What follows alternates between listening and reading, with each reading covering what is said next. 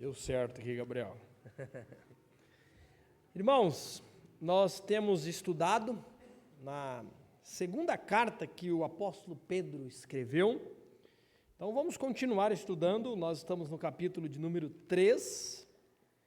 Eu comecei no domingo passado este capítulo falando sobre a importância, de pensarmos com clareza, conforme a recomendação, conforme a orientação e o objetivo de Pedro escrever, não a primeira, mas já a sua segunda carta.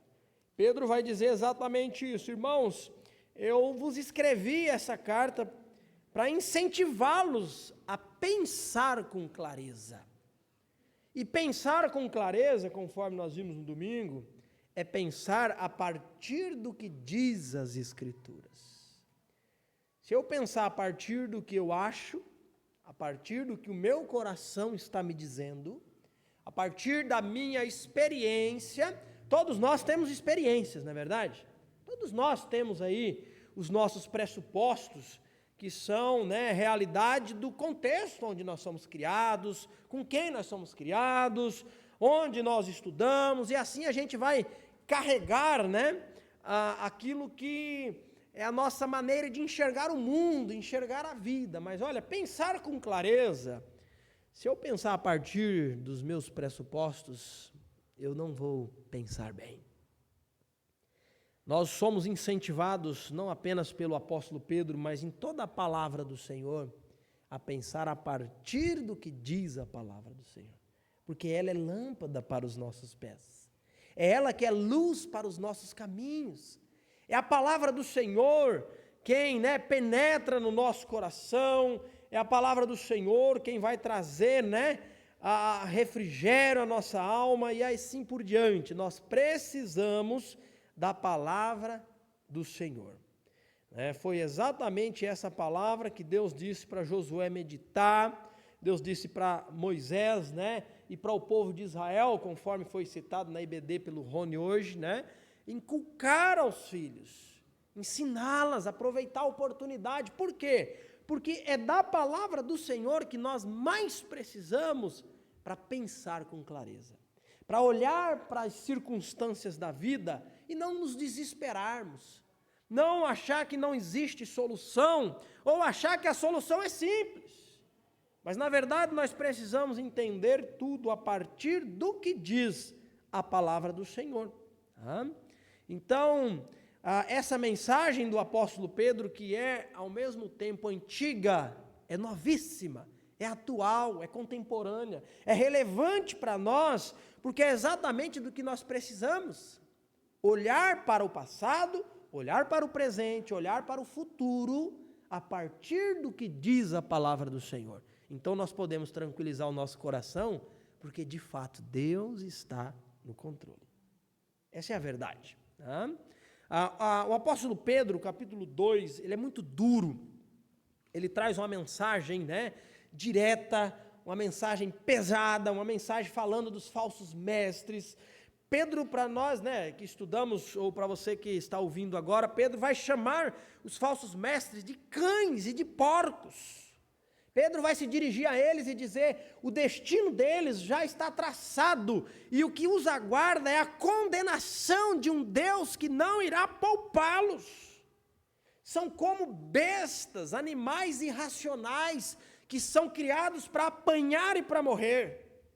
Os falsos mestres, Pedro diz, o destino deles está decretado e a destruição. Então é um capítulo pesado, é um capítulo onde parece que nós conseguimos perceber a indignação do apóstolo Pedro contra esses falsos crentes que estavam infiltrados na igreja, cujo ensino e cuja vida imoral, uma vida promíscua, uma vida jogada ao pecado, estava tirando dos trilhos, fazendo desviar muita gente de dentro da igreja. Muitos cristãos, olhando para aquelas pessoas, começavam a questionar algumas verdades da palavra do Senhor, começavam a entender: olha, realmente nós precisamos disso, eu acho que o que está sendo ensinado aqui, eu acho que não está bem por aí. Então Pedro é duro ao escrever sobre esses homens. E aí quando Pedro termina o capítulo 2, começa o 3, a gente o vê, novamente parece que, acalmando um pouco, Pedro era alguém bastante, vamos dizer assim, rápido, meio explosivo, e eu consigo vê-lo, indignado. Eu não sei a cor da pele de Pedro, muito provavelmente mais moreno do que mais, branco, pela realidade da Palestina ali, mas, eu pessoalmente, quando eu estou meio nervoso, rápido assim, eu fico vermelho, eu sinto, as minhas orelhas, meu rosto fica meio quente às vezes, e aí, rápido assim, alguma indignação, alguma coisa, não sei se o Clinton fica vermelho, mas quem é branquelo assim, geralmente a gente percebe, Então, o que acontece? Eu não sei se Pedro estava mais vermelho um pouco, mas eu consigo, no capítulo 3, vê-lo mais calmo, se dirigir aos irmãos, e ele começa o capítulo dizendo: amados, irmãos, olha só, depois de dar essa dura, depois de dar um sacode falando dos falsos mestres, e de certa forma, quase que o que Paulo fala para os Gálatas, onde vocês estão com a cabeça, ó Gálatas insensatos?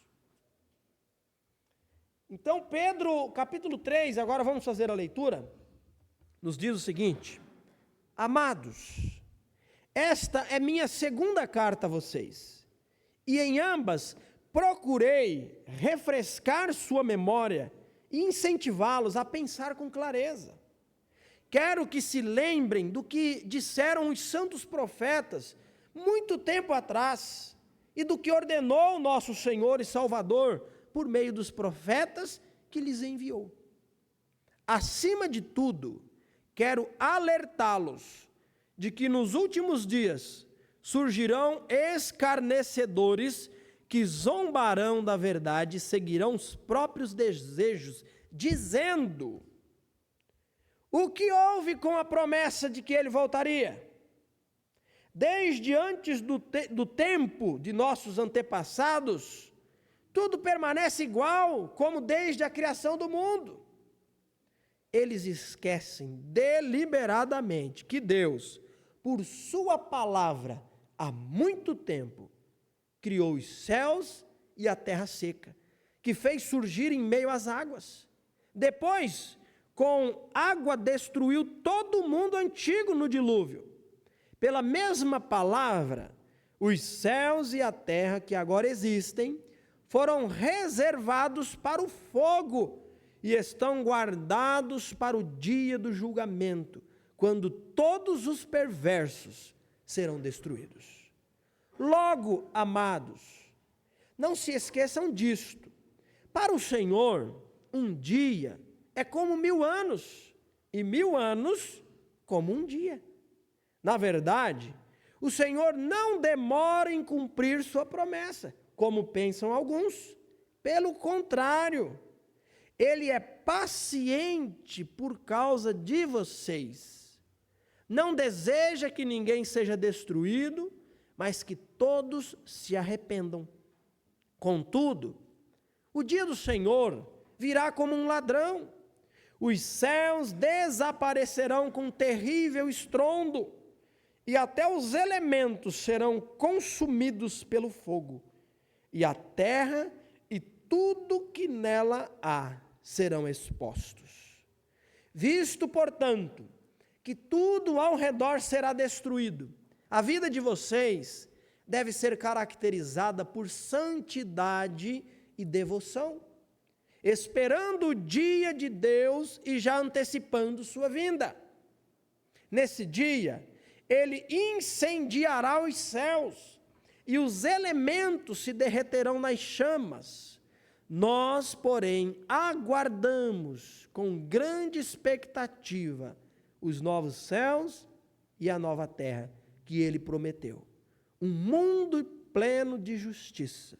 Portanto, amados, enquanto esperamos que essas coisas aconteçam, esforcem-se para levar uma vida pacífica, pura e sem culpa aos olhos de Deus. E lembrem-se de que a paciência de nosso Senhor permite que as pessoas sejam salvas. Foi isso que nosso amado irmão Paulo lhes escreveu, com a sabedoria que lhe foi concedida. Ele trata dessas questões em todas as suas cartas. Alguns de seus comentários são difíceis de entender, e os ignorantes e instáveis distorcem suas cartas, como fazem com outras partes das Escrituras. Como resultado, eles próprios serão destruídos. Amados, vocês já sabem dessas coisas, portanto, estejam atentos a fim de que não sejam levados pelos erros desses perversos e percam sua firmeza. Antes, cresçam na graça e no conhecimento de nosso Senhor e Salvador Jesus Cristo. A Ele seja a glória, agora e para sempre. Amém. Vamos orar mais uma vez? Senhor, nós pedimos a Tua graça, a Tua misericórdia e a ação do Teu Espírito Santo, nos fazendo compreender o texto, nos fazendo entendê-lo e nos ajudando, ó Deus, a aplicá-lo em nossas vidas. Que o Senhor também ajude e faça as mesmas coisas com as crianças que estão ouvindo a mensagem. Que o Senhor possa edificá-las, que o Senhor possa salvá-las e transformá-las para a glória do Senhor. Nós oramos no nome de Jesus. Amém.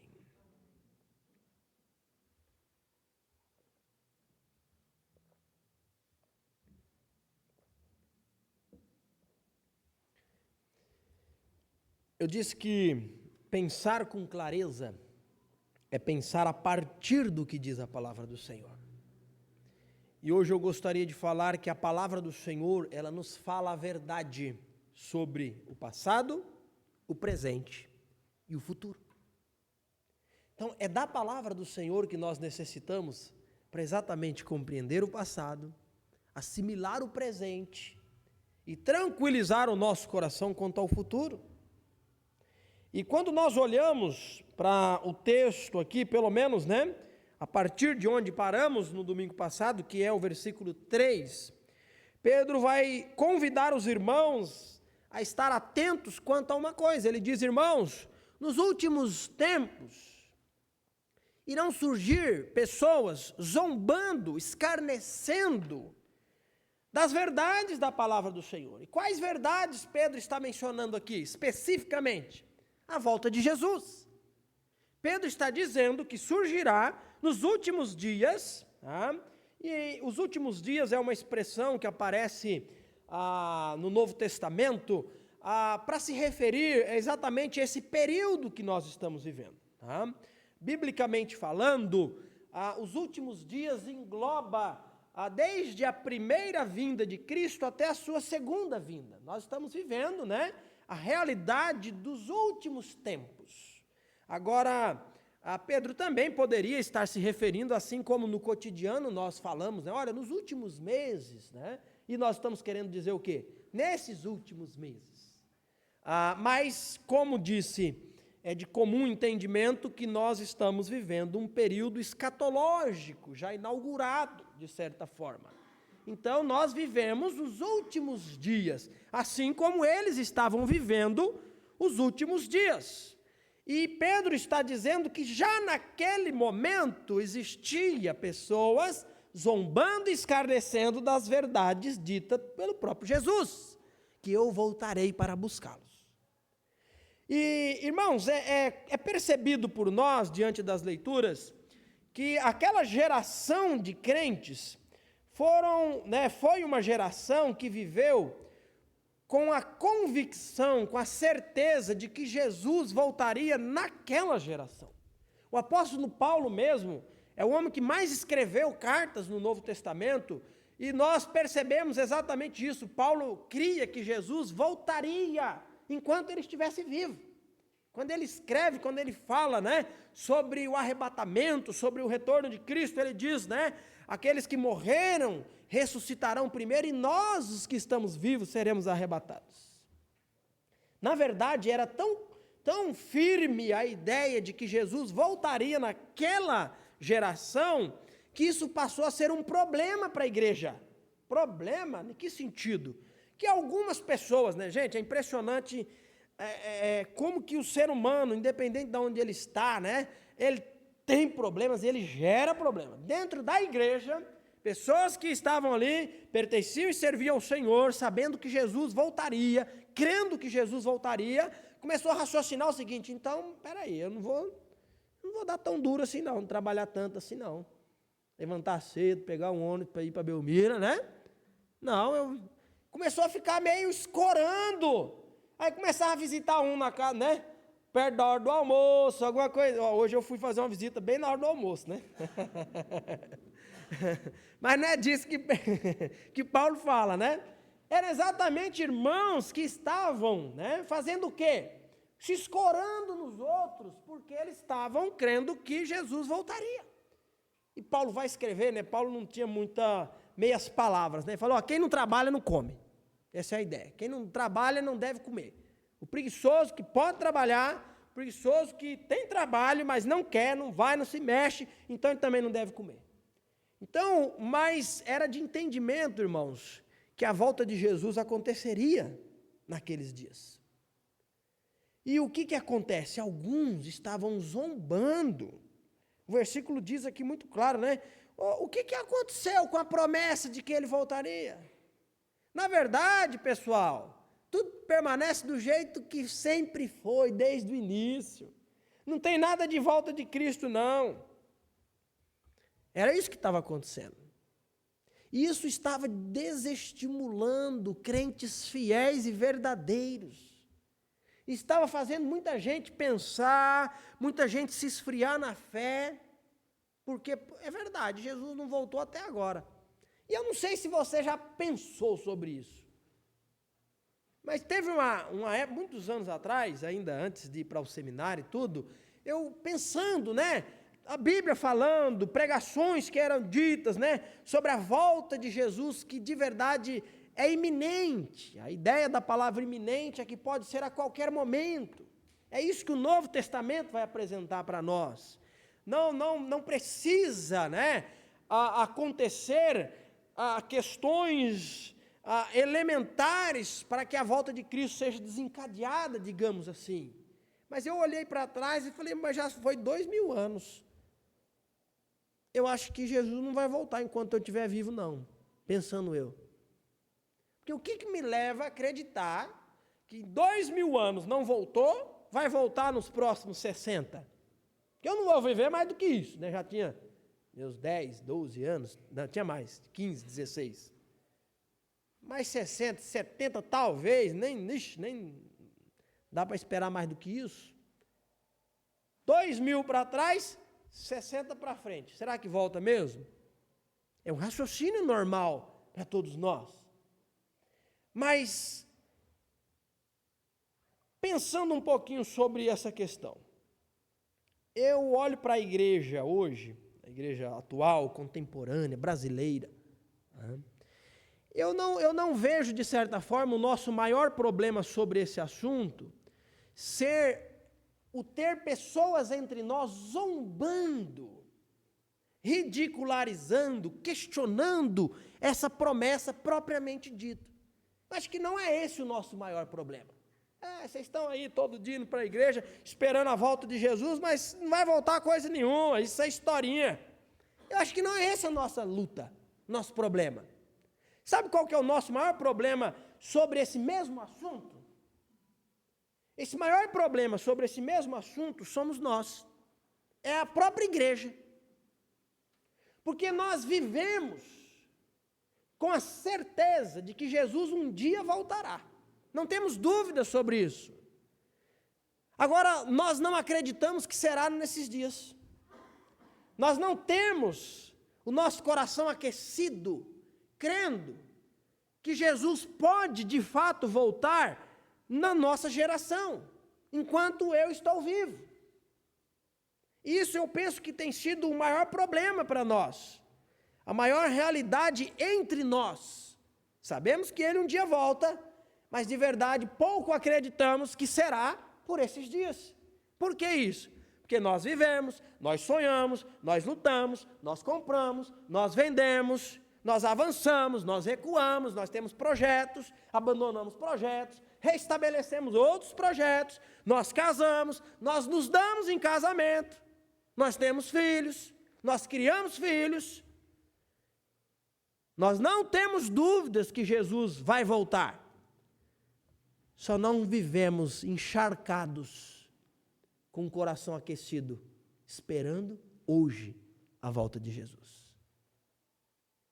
Para muitos, talvez, encaixar dentro da correria do dia a dia, ou dentro do seu planejamento de vida, a volta de Jesus seria um problema. Onde que eu encaixo? Aqui, não sei, acolá. Talvez para alguns Jesus voltando hoje até atrapalharia. Porque se gasta uma vida toda para conseguir o tão sonhado projeto de vida. É a casa na praia, para finalizar a vida, aposentada. E essa é uma outra ideia antibíblica que nós temos no nosso país. Aposentadoria. A Bíblia não fala em aposentadoria. A Bíblia não tem aposentadoria para o homem, nem para a mulher. Deus criou o homem para ser ativo. Agora, nós vivemos uma realidade social motivada pelo quê? O dia em que eu vou dar entrada na minha aposentadoria. Tem contador aí, né? E dá os papéis, paga o INSS, aquela coisa. Por quê? Porque nós sonhamos um dia, nós trabalhamos duro hoje, para quando os cabelos estiverem brancos, quando as forças diminuírem um pouco, eu baixar todo esse compromisso e essa correria, e ir para o sonhado lugar que eu tanto desejei. Para alguns é uma casa de praia, para alguns é uma casa de campo, botar uma rede na sombra, levantar os meus pés, E quem gosta do sítio tem umas galinhas, tem uns porcos, tem uns papagaios, uns bichos ali. Irmãos, que projeto de vida triste, deprimente. Isso é antibíblico. Pastor, eu estou quase comprando uma chacrinha, não estou falando isso não. Não é isso que eu estou falando. É o seu coração se mover na direção de encontrar um período na vida para não fazer nada. E aí, quando nós estamos nesse percurso, levantamos cedo, dormimos tarde, cerramos os dentes, encaramos as dificuldades, estou com enxaqueca, vai pulsando a enxaqueca para o serviço, o Roberto está até com a mão na testa, já me falou que está com dor de cabeça, o Rony está com dor de cabeça, essa noite me deu dor de cabeça, tomei um remédio, tinha cafeína, fui dormir 3 da manhã, e aí, mas aqui estamos nós, levantei cedo, tinha aula de novos membros, acabou não tendo, mas nós não temos dificuldade de encarar os compromissos. O problema é que parece que nós não almejamos da mesma forma a volta de Jesus. Não desejamos tanto. Parece que a igreja tem vivido dias difíceis, dias em que parece, que a Bíblia dizia nos últimos tempos o amor de muitos esfriaria. Parece que o desejo de conseguir a tão sonhada realização dos nossos sonhos, parece que tem ocupado muito mais o nosso coração do que os projetos de Deus. E aí nós começamos, olha só, a analisar essa verdade de que Jesus um dia voltará, como alguns irmãos fiéis e sinceros e salvos, na época de Pedro. Porque Pedro vai escrever, dizendo o seguinte, versículo 9, já eu entro, propriamente dito no assunto, mas ele diz assim, na verdade o Senhor não demora em cumprir sua promessa, como pensam alguns. Quem são os alguns aqui? Os falsos mestres escarnecedores da volta de Jesus? Não são eles. Pedro fala deles, que estão zombando, mas Pedro fala para...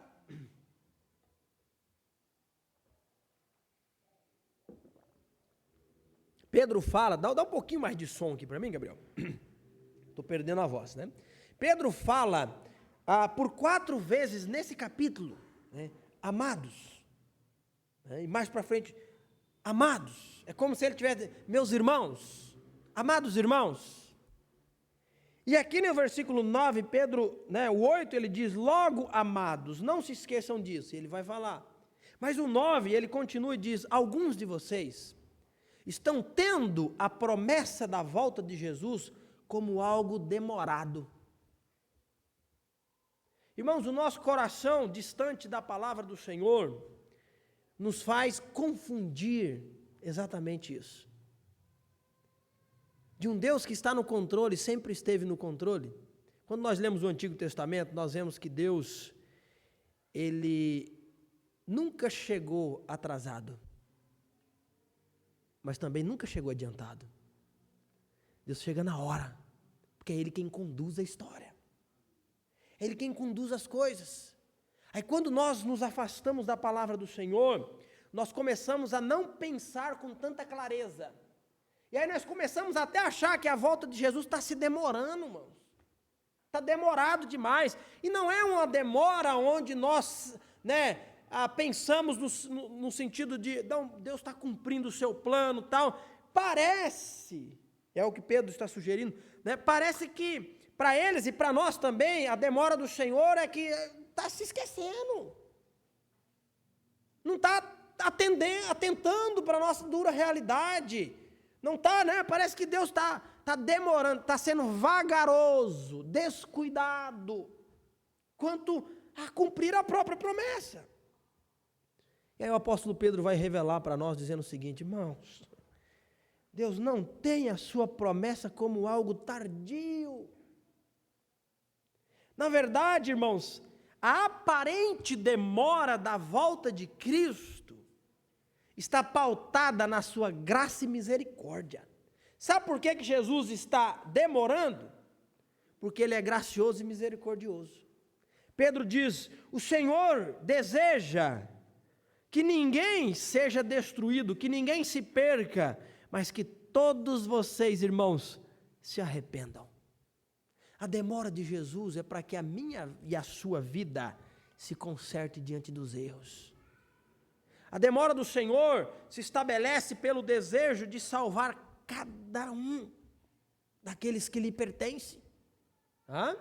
Eu tenho pensado ainda, não sei se vou, próximo domingo de repente, não é uma promessa, tá bom? Tem uma mensagem apenas sobre o versículo 9 e o desejo de salvar todos. Quem são esses todos aqui? Mas para mim, pelo menos no contexto de Pedro, fica muito claro, muito simples de entender. Lá na primeira carta, Pedro vai escrever, se dirigir aos irmãos, no capítulo 1, falar sobre os irmãos escolhidos que vivem como estrangeiros e peregrinos. Capítulo 1, segunda carta, versículo 1, Pedro vai falar para aqueles que compartilham da nossa preciosa fé concedida por meio da justiça de Cristo. Capítulo 3, por 4 vezes, ele se refere aos destinatários da carta, dizendo, amados. E o capítulo 3, versículo 9, Pedro está falando dos amados irmãos.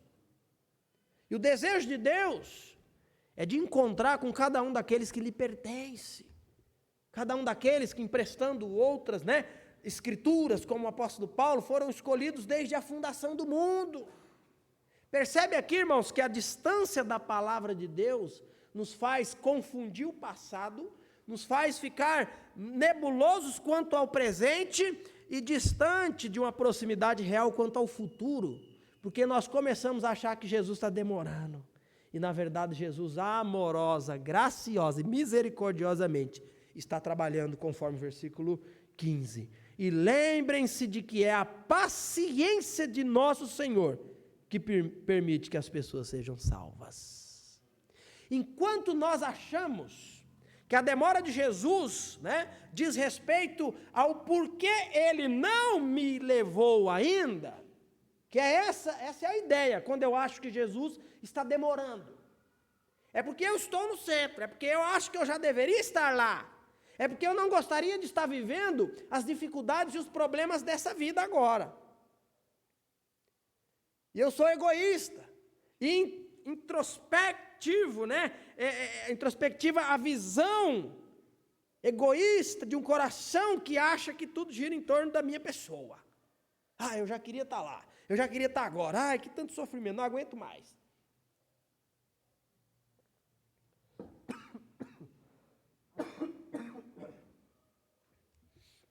E Pedro diz para nós, irmãos, Jesus não voltou ainda, porque Ele quer a casa do Pai cheia. Jesus não voltou ainda, porque Ele quer ser Senhor e Salvador de cada um daqueles por quem Jesus morreu. E aí nós estamos desconectos disso. Conectados com isso, com a verdade da palavra de Deus, pensando com clareza, Pedro nos convida a olhar que o Senhor Jesus, versículo 5 ao 7, né, Ele estabeleceu toda a criação por meio da palavra. E por meio de sua palavra, no mundo das águas, Ele fez surgir a porção seca. Através da mesma palavra, Ele destruiu aquele mundo com o dilúvio. E Ele está dizendo, pela mesma palavra, os céus e a terra que agora existem, estão guardados, estão entesourados, estão reservados para serem destruídos pelo fogo no dia do julgamento de cada perverso. Irmãos, nós ficamos confusos quanto a coisas tão claras do passado, de um Deus que estabelece tudo pela sua palavra, do presente, de um Deus que está agindo em nós e a partir de nós, e de um futuro, de um Deus que já disse, eu vou derreter esse mundo. Aí sabe o que nós fazemos distantes da palavra do Senhor? Ficamos juntando entulho para ser derretido pelo fogo. Ficamos correndo atrás de lixo, de caco. E achando que Jesus está demorando para voltar.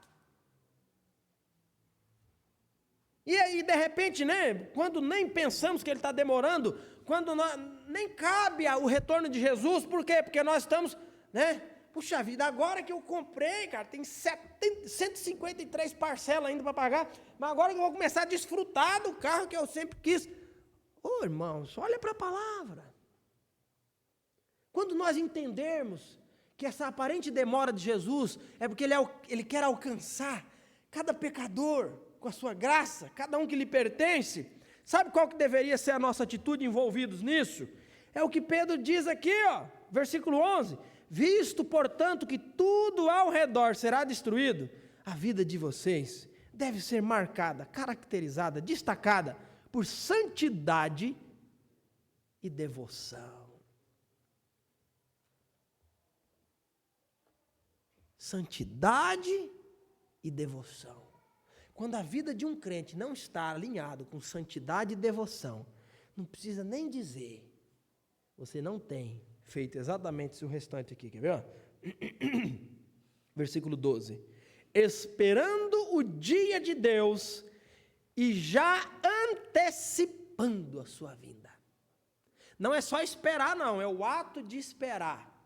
Eu espero com expectativa. Eu espero antecipando, vivenciando essa realidade. É sonhando com esse momento, é desejando esse momento. Então, se essa verdade for a base do meu coração, dos meus pensamentos, sabe o que vai acontecer com o assunto estar na igreja no dia do Senhor? Sabe o que vai acontecer? Emprestando o gancho da EBD, né? O que vai acontecer? Você vai dizer exatamente como disse o salmista. Até a andorinha, até os pardais se aninham lá, né? Eu quero acabar com o dormitório dos pardaizinhos lá naquela cumieira lá, né? Mas, nem deveria ter dito isso, que agora ficou meio, né? Não ficou legal essa ilustração. Que estão causando problemas lá para nós. Mas assim, voltando aqui ao principal da questão, se eu estou alinhado com o que a palavra de Deus diz, eu vou ter inveja dos pardaizinhos que dormem ali todo dia. Da lagartixa, né? Da lagartixa que faz morada, onde nós vamos nos reunir. E estar aqui uma vez na semana, no dia do Senhor, vai ser para mim um momento de regozijo e alegria, que eu só não estarei quando de verdade eu não puder. Não por corpo mole, não por preguiça, não porque surgiu alguma coisa nos acréscimos do segundo tempo, que Não, eu só não estarei, porque eu de verdade não posso. Porque faz sentido. Aguardar com expectativa a volta de Jesus, estar alinhado com os propósitos da palavra de Deus. Então, sabe o que vai acontecer contigo? Quando ansia, quando deseja, quando anela pelo retorno de seu Senhor, quanto ao assunto leitura da palavra de Deus, sabe o que vai acontecer? Você vai ler. Não estou dizendo que não vai ter dificuldade, porque isso é uma disciplina espiritual. Há uma batalha espiritual para que você se afaste desse livro, porque ele transforma. Mas eu vou ler, sabe por quê? Porque eu preciso ler. Porque eu estou adorando o meu Deus. Sabe o que vai acontecer? Olha agora, né? Agora não vou perder a oportunidade, né? Está aqui no banco, mas não tem problema. Sabe o que vai acontecer? Quando o seu coração está encharcado pela palavra de Deus, e você olha para o passado de um Deus que estabeleceu tudo pela palavra, para um presente de um Deus que está no controle, para um futuro de um Deus que diz, eu vou queimar tudo isso, mas novos céus e nova terra será a realidade perfeita de justiça plena para habitarmos juntos.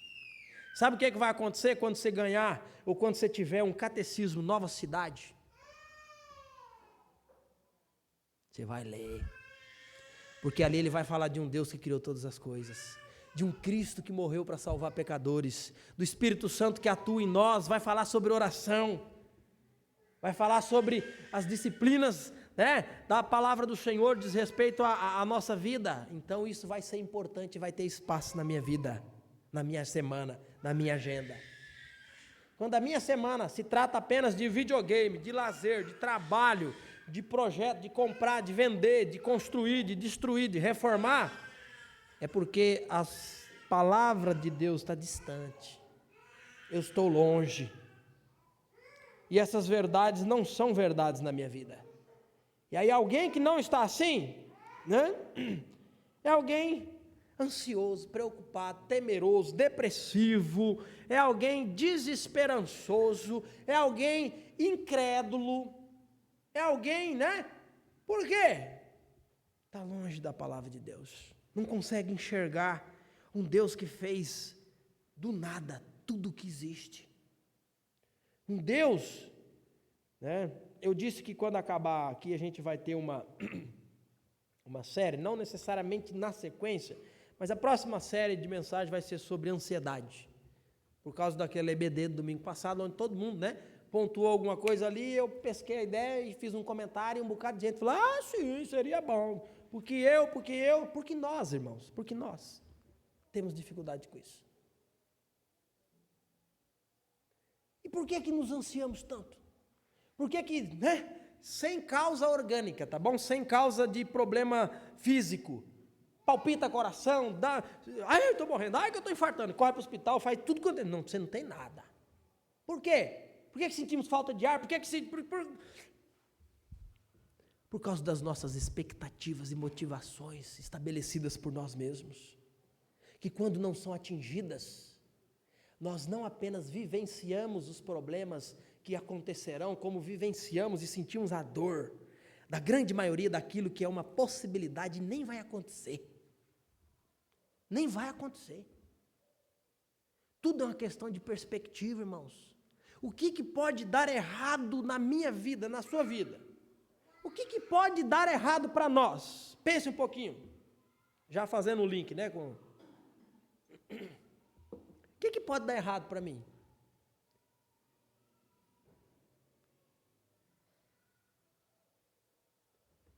Às vezes a gente fica, né, se angustiando pelo futuro, pelo que nós não podemos controlar, e sempre é por isso, quando na verdade na vida daquele que pertence a Deus não existe margem de erro. Não existe margem de erro na nossa vida. Tudo já deu certo. Porque aquele que morre na cruz do Calvário nos resgata de uma condenação eterna, coloca o nosso nome no livro da vida e diz para nós, tu és meu.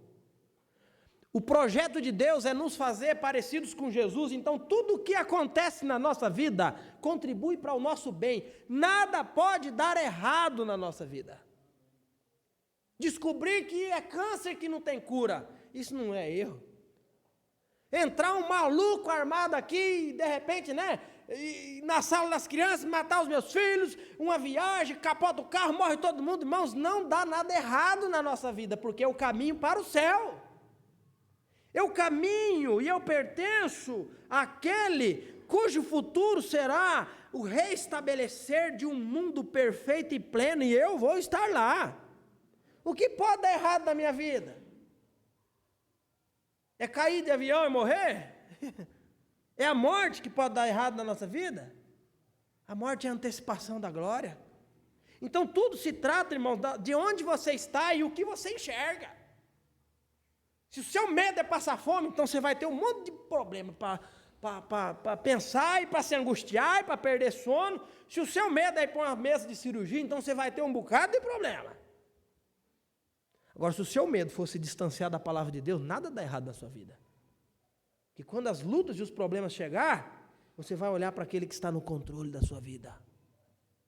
Tá? Não estou dizendo que você vai ignorar os problemas. Essa dor não existe. Não é isso que eu estou falando, não. Mas quando nós olhamos para a realidade de um Deus que trabalha nas nossas vidas, que nos adquiriu por precioso valor, nós somos dele, aquele que diz, nós somos mais do que vencedores e nada pode nos afastar do amor de Cristo. O que é que você tem medo? O que é que está angustiando o seu coração? Irmãos, nós precisamos da palavra de Deus para pensar com clareza, para olhar para o futuro e saber que aquele que tarda não tardará. Deus está no controle.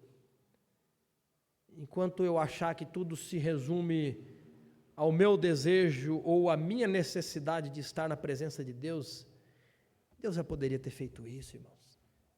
Não fez, porque Ele quer trabalhar em mim e através de mim. Para quê, segundo o texto? Para alcançar aqueles que são dEle. Se os meus olhos estiverem alinhados com isso, eu vou evangelizar. Eu vou falar de Jesus. Eu vou viver Jesus. Eu vou anelar por estar juntos com a igreja de Jesus. Porque eu sou de Jesus e caminho para o céu. E nada pode dar errado na nossa vida. Era Nero que ia arrancar isso desses irmãos? Mentindo, falando que foi eles que queimou Roma? Capture, traga para cá, para amarrar, para jogar na arena, para acender numa tocha. Era Nero que era capaz de fazer a esperança sumir do coração desse povo? Não era.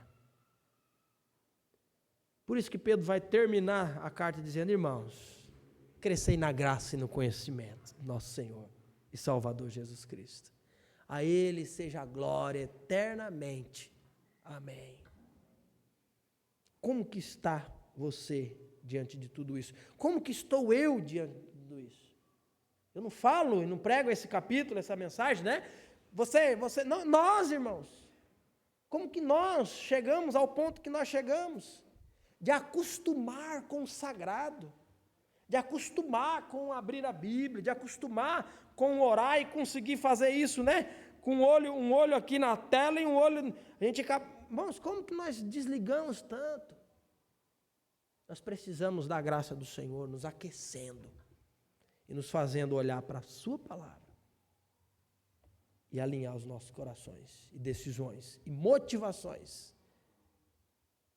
E nada poderá ofuscar o brilho de pertencer a esse Deus. Senhor, nós te louvamos, ó Deus, nós te agradecemos, nós te exaltamos, ó Deus, porque o Senhor é um Deus maravilhoso. Na nossa pequenez, na nossa insignificância, nós muitas vezes nem nos alegramos, ó Deus, com aquilo que alegra o Senhor. Nem nos esforçamos com aquilo que exigiu o maior esforço do Senhor, que foi vir a esse mundo e morrer obedientemente na cruz do Calvário. Aquilo que é fácil para nós, muitas vezes, nós fazemos como se fosse uma montanha intransponível, porque na verdade não passa nada além de não querer. Não é que não podemos, Senhor, é que não queremos.